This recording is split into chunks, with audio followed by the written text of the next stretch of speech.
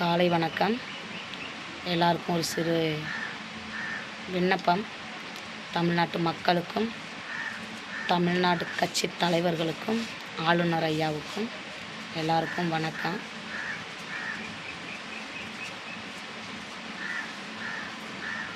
போன 4ஆம் தேதி ஓட்டு ரிசல்ட்டிங் நாள். ஆனால் தாவேகா தலைவர் விஜய் அவர்கள் ஜெயிப்பாங்கன்னு எனக்கு தெரியும். ஆனால் அரியணையில் ஏறுறதும் கஷ்டன்றதும் எனக்கு தெரியும். ஏன்னா இந்த நாட்டோட நிலைமை அப்படி தான் இருக்குது. மக்கள் தீர்ப்பே மகேசன் தீர்ப்புன்னு சொல்கிறாங்க. அந்த மக்கள் தீர்ப்பை கூட ஏற்றுக்கிற முடியாத அளவுக்கு இந்த நாடு எங்கெங்கே போய்கிட்டு இருக்கு.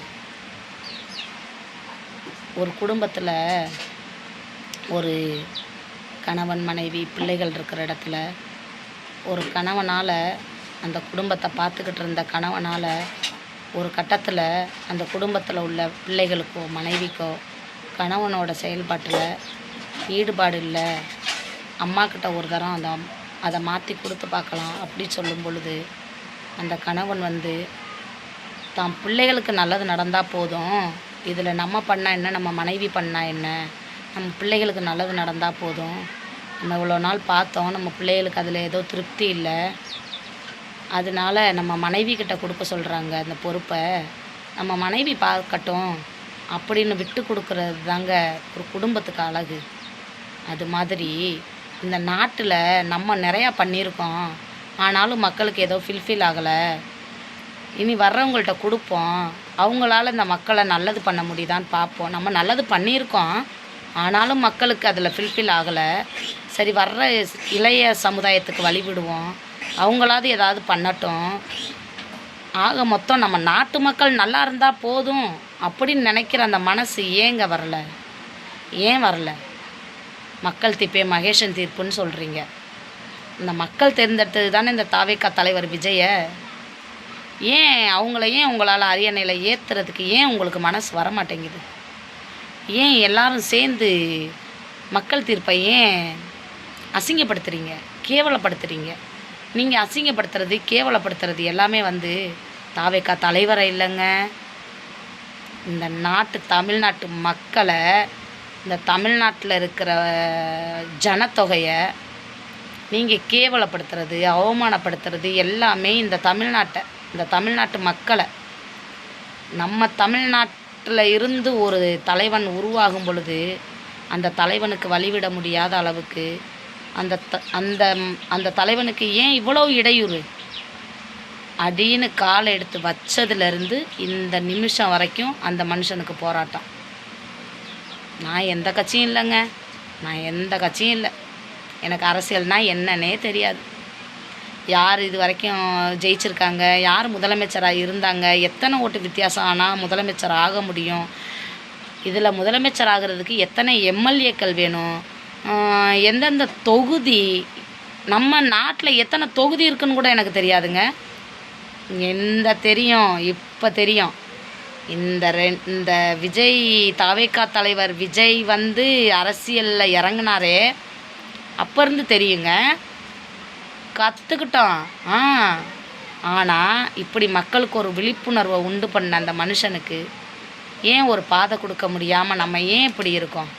நம்மளுக்குள்ளேயே நம்ம ஏங்க அடிச்சுக்கிறணும்? விட்டு கொடுக்குறவன் கெட்டு போவதில்லைங்க. இந்த ஒரு ஆட்சியை தான் அவர் கையில் கொடுத்து பார்ப்போமே. நீங்கள் பண்ணதை விட அவர் என்ன பண்ணிட போகிறாரு, இல்லை நீங்கள் பண்ணினதுக்கு மேலே அவர் என்ன பண்ண போகிறாரு, இல்லை கீழே என்ன பண்ணிடுவாருன்றதை பார்ப்போமே. கொடுத்தா தானங்க தெரியும். தற்குறி முதல்ல வந்திருக்காரு, தேவையில்லைங்க. நம்ம நாடு, நம்ம மக்கள் நல்லா இருக்கட்டும் அப்படின்னு விட்டு கொடுத்து போங்கங்க. இன்றைக்கி ஒரு மனுஷன் அரியணையில் ஏற வேண்டிய நாள் அரியணையில் ஏற்ற முடியாமல் இதனால் விளைவுகள் என்ன ஆகுன்னு தெரியுமா? நீங்கள் நினைக்கிற மாதிரி இல்லைங்க.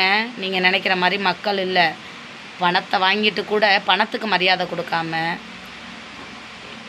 பொருள்களுக்கு மரியாதை கொடுக்காம, மதம் ஜாதி எல்லாத்துக்கும் மரியாதை கொடுக்காம, எல்லாத்தையும் உடைச்சி தள்ளி மக்கள் எல்லோரும் ஒன்று, இது ஜனநாயக நாடு, மக்களால் மட்டுமே ஆட்சி செய்யப்படுற நாடு, மக்களாட்சின்னு முடிவு பண்ணின இந்த மக்களுக்கு அவங்க கொடுத்த மரியாதையை நீங்கள் ஏற்றுக்கலைன்னா அதனால் ஏற்படுற பெரிய விளைவுகள் என்னன்னு உங்களுக்கு தெரியுமா? இந்த விளைவுகளை சந்திக்கிறதுக்கு தயவு செய்து இந்த நாடு யாரும் முன்னாடி வந்துடாதீங்க. ஆமாம், இந்த ஒரு வாய்ப்பை கொடுத்து பாருங்கள், எல்லாமே நல்லது நடக்கும்.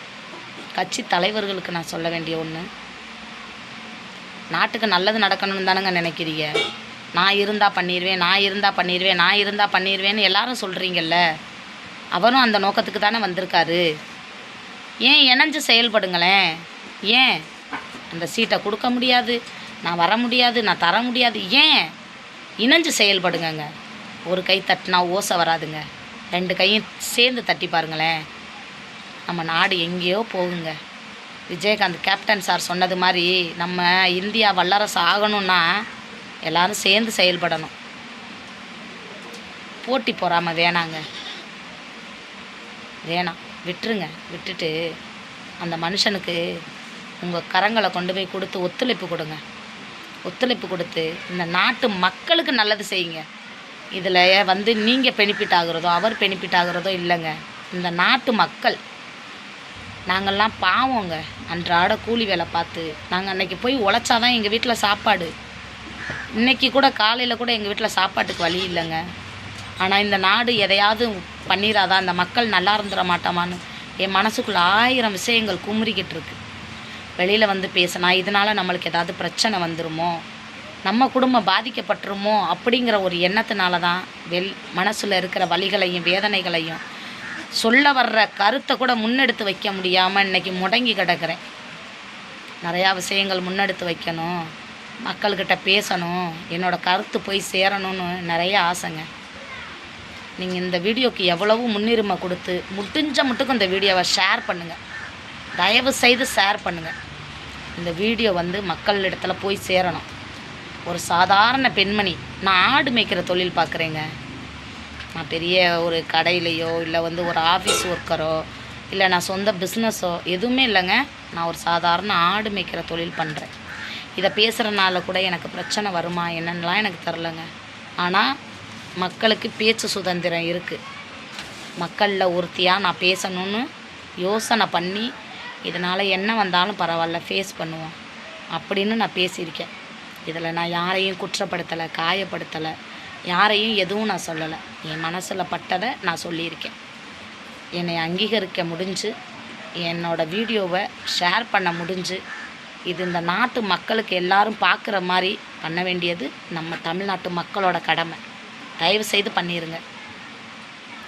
கடைசியாக ஒரு எச்சரிக்கை, அண்ணா விஜய் அண்ணா நல்லா இருக்கீங்களா? முடிஞ்ச வரைக்கும் ரொம்ப பாதுகாப்பாக இருங்க அண்ணா. உங்கள் உயிருக்கு ஆபத்து இருக்குது. ரொம்ப பாதுகாப்பாக இருங்க. நீங்கள் வந்து சினிமா நடிகருங்கிறனாலையோ இல்லை இந்த கட்சி தலைவருங்கிறனாலையோ எனக்கு இந்த எண்ணம் இல்லைண்ணா. நீங்கள் நல்லா இருக்கணும், அவ்வளோதான். இந்த மக்களுக்கு ஏதாவது செய்யணும் அப்படின்னு நீங்கள் வர்றீங்கல்ல, நீங்கள் நல்லா இருக்கணும்ண்ணா. உங்கள் உயிருக்கு ஏதோ ஆபத்து இருக்காண்ணா. நீங்கள் ஜெயித்ததுலேருந்தே அந்த சந்தோஷத்தை என்னால் கொண்டாட முடியல. நீங்கள் அரியணையில் ஏறுனாலும் உங்களுக்கு ஆபத்து இருக்குது, நீங்கள் அரியணையில் ஏறலைனாலும் உங்களுக்கு ஆபத்து இருக்குது. ஏன் அண்ணா அந்த நாட்டு மக்களுக்காக வந்தீங்க? வேண்டாம் அண்ணா, உங்கள் உயிர் ரொம்ப முக்கியம் அண்ணா. இந்த நாட்டு மக்கள் உங்களை அங்கீகரிக்கிறாங்க, ஆனால் இந்த நாட்டு மக்களை அதில் முன்னேற்றி வர விடாத அளவுக்கு பணம் பேசுது. அதனால் உங்கள் உயிர் மேலே ரொம்ப கவனமாக இருங்க அண்ணா. பார்த்து இருங்க, பத்திரமா இருங்க. என்ன சாப்பிட்டாலும் கவனமாக சாப்பிடுங்க. ஒரு தண்ணி குடித்தா கூட கவனமாக குடிங்க. ரொம்ப நன்றி அண்ணா. உங்கள்கிட்ட இதை நான் ரொம்ப நாளாக சொல்லணும்னு நினச்சிட்டு இருந்தேன். நீங்கள் அரசியலில் இறங்குனதுலேருந்தே நான் சொல்லணும்னு நினச்சதை நான் சொல்லிட்டேன்னு நினைக்கிறேன். அண்ணா பார்த்துருங்க, பார்த்துருங்க, பத்திரமா இருங்க, பார்த்துருங்க, கவனமாக இருங்க அண்ணா. ஐ மிஸ் யூ அண்ணா, ஐ மிஸ் யூ.